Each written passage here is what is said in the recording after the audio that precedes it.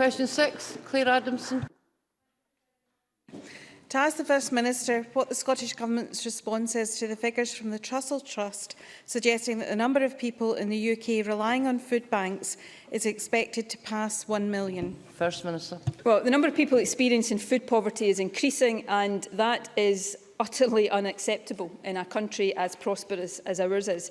The Trussell Trust figures continue to show that the most common reasons for people using food banks are benefit changes, delays and low income, and the UK Government must take the responsibility for the impact of its welfare reform, or welfare cuts as I prefer to call it, programme.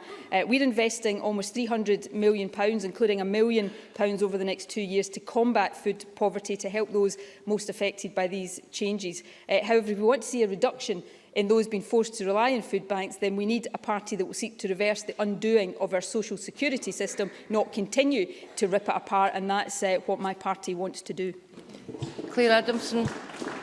Thank you, Presiding Officer. Does the First Minister agree that with mounting evidence from the third sector and indeed from frontline professionals that the austerity policies of the UK Coalition Government have had a devastating and appalling effect on the most vulnerable in our society, and that the way to achieve a progressive alternative is to vote SNP on the 7th of May?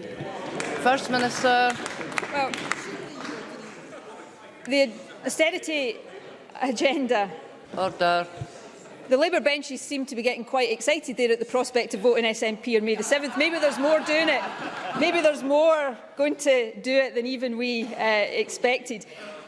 The austerity agenda that the coalition parties have presided over and want to continue, and the cuts that Labour clearly want to continue, will drive more and more people to food banks.